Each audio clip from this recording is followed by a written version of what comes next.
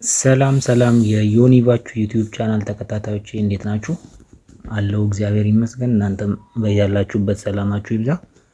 ዛሬ ማንም ያልነገራችሁን ስለ ፓስፖርት አወጣጥ ከመጀመሪያው እስከ ፓስፖርት መቀበል ድረስ ያለውን ፕሮሰስ እያንዳንዱን በግልጽ ምክንያቱም እኔ ፓስፖርት አውጥቻለሁና ፓስፖርት ሳወጣ የተንከራተትኩትን የተንገላታሁትን እናንተ እንድትንከራተቱ አልፈልግም። ቢያንስ ይሄንን ካወቃችሁ ፓስፖርት የምታወጡበትን ቀን መቀነስ ትችላላችሁ። ወጪያችሁንም መቀነስ ትችላላችሁ። የምታወጡትን ወጪ ጭምር ጊዜያችሁን ብቻ ሳይሆን ወጪያችሁን ብቻ ሁሉ ትቀንሳላችሁ። ብቻ ከእናንተ የሚጠበቀው ይሄንን ቪዲዮ እስከ መጨረሻው ይዩት። ይጠቅማችኋል። ታመሰግኑኛላችሁ። ይመቻችሁ። እሺ ቀጥታ ወደ ዛሬ ቪዲዮ ሳልፍ ለማሳጠር ሞክራለሁ። ምናልባት ከረዘመባችሁ ግን በትዕግስት አድምጡን። ፓስፖርት ለማውጣት ግን መጀመሪያ የሚያስፈልጋችሁ ምንድነው? የልደት ካርድ ነው። ከሁሉም በላይ የሚቀድመው የልደት ካርድ ነው። የልደት ካርዳችሁን ደግሞ ለማውጣት መጀመሪያ ቀበሌ የድጋፍ ወረቀት ትይዛላችሁ። ከቀበሌ ማለት ነው። የድጋፍ ወረቀት ታጽፋላችሁ። ያ የድጋፍ ወረቀት ምንድነው? ራሱ ቀበሌው ያዘጋጀው የድጋፍ ወረቀት አለ። ምንድነው እሱም? በምትኖሩበት ቀበሌ ነዋሪ መሆናችሁን የሚመሰክር ደብዳቤ ነው። እሱን ትይዛላችሁ። ሁለተኛው ደግሞ የቀበሌ ነዋሪነት መታወቂያችሁን ትይዛላችሁ፣ የድሮውን ማለቴ ነው። ከዛ ውጭ ፋይዳ ትይዛላችሁ። ፋይዳው በእናንተ በምትኖሩበት ቀበሌ ወይም ደግሞ ክፍለ ከተማ የተሰራ መሆን አለበት። ትንሽ ወሰብሰብ አድርገውታል። ምክንያቱም ብዙ ህገወጥ ስራዎች እየተሰሩበት ስለሆነ የልደት ካርድ አሁን እንደ ድሮ አይደለም። አሁን በጣም ከበድ ብሏል። አሁን እንዳልኳችሁ ድጋፋችሁን ትይዛላችሁ ከቀበሌ የቀበሌ መታወቂያ ድሮውን እና ፋይዳችሁን ትይዛላችሁ። ከዛ በተጨማሪ ደግሞ ምናልባትም ቤት በራሳችሁ ስም ካላችሁ ሰየው ካርታ ትይዛላችሁ።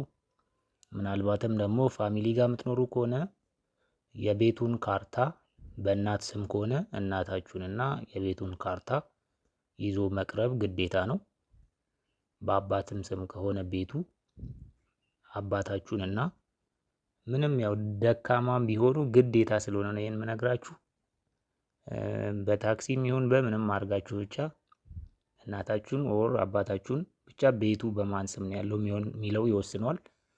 በእናታችሁ ስም ከሆነ እናታችሁን፣ በአባታችሁ ስም ከሆነ ቤቱ አባታችሁን ከነ ቤት ካርታ ጭምር ቀበሌ ድረስ ይዛችሁ መሄድ አለባችሁ ማለት ነው። ያንን አሟልታችሁ ከሄዳችሁ ቀጥታ የልደት ካርዳችሁን ምንም ሳትጉላሉ ማውጣት ትችላላችሁ። ነገር ግን ይህን ሁሉ ካሟላችሁ መጀመሪያ ኮፒ አድርጋችሁ ብትገቡ መክራችኋለሁ።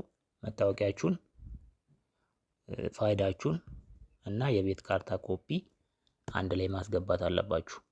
ግን ምናልባት ደግሞ ተከራይነን ካላችሁም ግዴታ ያከራያችሁ ሰው ውልና ውክልና ከሰጣችሁ ሰየው ውልና ውክልናውን ኮፒውን ይዛችሁ ትሄዳላችሁ።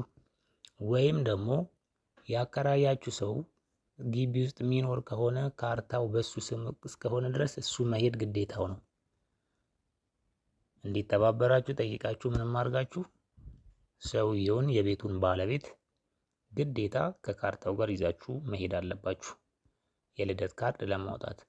አይ እኔ የምኖረው የገበሬ መሬት ነው የጨረቃ ቤት ነው ካላችሁም ምናልባት መጀመሪያ ቤቱ ሲገዛ ከገበሬ የሚገዛ ከሆነ ሰው ነው የተገዛው። አሊያም ደግሞ ኖርማል የገበሬ መሬት ከሆነ ከማንም ያልገዛችሁት በቤተሰብ የተወረሰ መሬት ከሆነ እንኳን እዛ ላይ ቤት ሰርታችሁ የምትኖሩ ግብር ሊገበርበት ስለሚችል የግብሩን ወረቀት ይዛችሁ መሄድ ግዴታና ግዴታ ነው። ይህንን ካልኳችሁ አሁን ያልኳችሁን እያንዳንዱን መረጃችሁን ከያዛችሁ ዶክመንታችሁን ከያዛችሁ የልደት ካርዳችሁን ጨረሳችሁ ማለት ነው። የልደት ካርድ አውጥታችሁ በእጃችሁ ከያዛችሁ ምንድነው የምታደርጉት? ቀጥታ ፓስፖርት ማውጣት መጀመር ትችላላችሁ ማለት ነው። አንድ ነገር እዚህ ጋር ግን ሳልነግራችሁ ማለፍ የማልፈልገው የድሮ መታወቂያ ምናልባት ጠፍቶባችሁ እንኳን ከሆነ እዛው የልደት ካርድ የሚሰጡበት ቦታ እንትን ይሰጣችኋል፣ መታወቂያ ይሰጧችኋል። ወይ ደግሞ የድሮውን እንኳን መታወቂያ ብትይዙ የድሮውን መታወቂያ እዛው አድርገው እዛው ጋር ከልደት ካርዳችሁ ጋር እነሱ ቢሮ ይሰጧችኋል ማለት ነው። ወሳኝ ኩነቶች መታወቂያ ይሰጣሉ። ሌላ ምናልባት ፓስፖርት ለማውጣት ደግሞ ምን ታደርጋላችሁ? ቀጠሮ ማስያዝ ነው። ቀጠሮ የሚያስይዙ ብዙ ኮፒ ቤቶች አሉ። እናንተም ማስያዝ ትችላላችሁ። ምናልባት ስልክና አሪፍ ኢንተርኔት ካላችሁ እናንተም ማውጣት ቀጠሮ ማስያዝ ትችላላችሁ። ነገር ግን መረሳት የሌለበት ምናልባት የ5000ን ስታወጡ መደበኛውን ፓስፖርት እስከ 7000 8000 ድረስ ሊጠይቋችሁ ይችላሉ። የ20 ስታወጡ አስቸኳይ እስከ 28000 30000 ሊጠይቁ ይችላሉ። የ25000 የሁለት ቀኑን ደግሞ ማውጣት ብትፈልጉ እስከ 37 35000 ሊሉ ይችላሉ። ይሄ ከቀጠሮ ከሚያስይዙ ሰዎች ከአንዱ ይለያያል። ለምሳሌ የ20 በ22000 በ23000 የሚያስይዙ አሉ። እስከ 30 የሚያስከፍሉ አሉ። ያን እናንተ በደንብ ደውላችሁ በደንብ አጣርታችሁ ብዙ አማራጮችን አይታችሁ እንዳትሸወዱ ቀጠሮ እንዲያዝላችሁ ማድረግ ትችላላችሁ። ግን ቀጠሮ ካስያዛችሁ በኋላ ቀጠሮ ያስያዛችሁት ወረቀት ላይ የቀጠሯችሁ ቀን ያ ማለት አሻራ የምትሰጡበት ቀን ይሰጣችኋል። የዛ ቀን ምን መያዝ አለብን ካላችሁኝ፣ አንደኛው የልደት ካርዳችሁ ነው። ሁለተኛው ደግሞ የቀበሌ መታወቂያ ወይ ደግሞ እዛው የወሳኝ ኩነቶች የሰጧችሁ ትንሽዬ መታወቂያ አለች። እሷን የልደት ካርዳችሁን እንዳልኳችሁ ከዛ ፋይዳ መያዝ ግዴታ ነው። እነዚህን ሁሉ ግን ኮፒ ብታደርጉ እመክራችኋለሁ። ምክንያቱም አዲስ አበባ ኢሚግሬሽን አካባቢ አንድ ኮፒ 50 ብር ነው። አስቡት ስንት ኮፒ ልታደርጉ እንደምትችሉ። እስከ 6-7 ኮፒ ድረስ ልታደርጉ ትችላላችሁ። ወረቀቶቹ ብዙ ስለሚሆኑ ያ ማለት 450 500 እንደ ቀልድ ልታወጡ ትችላላችሁ። በ50 ብር እና በ60 ብር መጨረስ የምትችሉትን ማለት ነው። አካባቢያችሁ ላይ ኮፒ አድርጋችሁ ብትሄዱ እመክራችኋለሁ።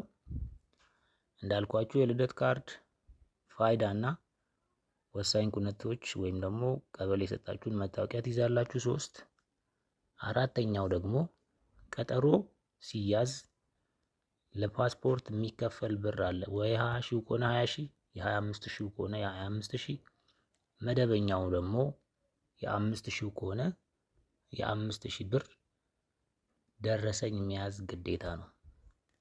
ደረሰኛችሁን ከያዛችሁ የቀበሌ መታወቂያ ወይ ደግሞ የወሳኝ ኩነቶችን መታወቂያ ከያዛችሁና የልደት ካርድ ከዛ ፋይዳ መታወቂያ ከያዛችሁ ቀጥታ ሄዳችሁ አሻራችሁን መስጠት ትችላላችሁ።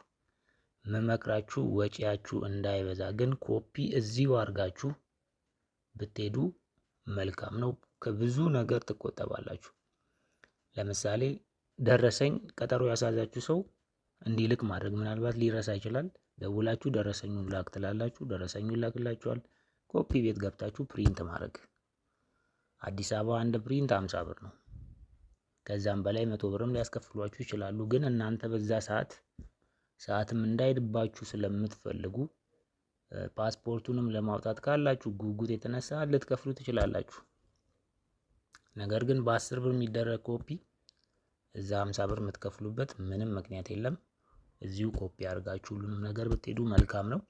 አሻራ ከሰጣችሁ በኋላ ወይ የ2 ወር ቀጠሮ ወይ አስቸኳይ ከሆነ የ5 ቀን ወይ የ2 ቀን ከሆነ ደግሞ በሁለተኛው ቀን ትቀጠራላችሁ። ስትቀጠሩ ምን ይዘን መሄድ አለብን ልትሉ ትችላላችሁ። ይዛችሁ እዛ የምትሄዱት 100 ብር ከትራንስፖርት ከምንም ውጪ 100 ብር እዛ ትከፍላላችሁ። 100 ብር ትይዛላችሁ። ከዛ ውጭ ምን መያዝ አለባችሁ? ፋይዳ መታወቂያ 100 ብር ፋይዳ መታወቂያ። ከዛ ውጭ ደግሞ ቀጠሮ የተያዘበት ወረቀት አለ። ቀጠሮ የተያዘበት ወረቀት አለ። ስማችሁ እያንዳንዱ አድራሻችሁ ያለበት ወረቀት አለ።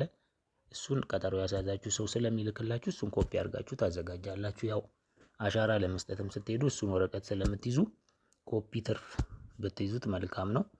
እሱንና መታወቂያ ፋይዳ መታወቂያ ማለቴ ነው እና 100 ብር ይዛችሁ ሄዳችሁ የቀጠሯችሁ ቀን ፓስፖርት የምትወስዱበት ማለት ነው። ሄዳችሁ ፓስፖርታችሁን መውሰድ ትችላላችሁ። ቪዲዮውን አስተማሪና ጠቃሚ ሆኖ እንደምታገኙት እርግጠኛ ነኝ። ምክንያቱም እኔ በጣም ዋጋ ከፍዬበታለሁ። እናንተ ግን ቀሏችሁ ሁሉንም ነገር ተረድታችሁ እንድትጠቀሙበት ብዬ ነው ቪዲዮን የሰራሁት። ለወዳጆቻችሁ ላይክ አድርጉ፣ ሼር ብታደርጉ ደስ ይለኛል። ሰብስክራይብ ያላደረጋችሁ ደግሞ ሰብስክራይብ እያደረጋችሁ ደግፉኝ። አመሰግናለሁ። እንደዚህ ጠቃሚ የሆኑ መረጃዎች እንዲደርሳችሁ ደግሞ ኖቲፊኬሽኗን ጠቅ ማድረግ እንዳይረሳ። መልካም ጊዜ፣ ይመቻችሁ።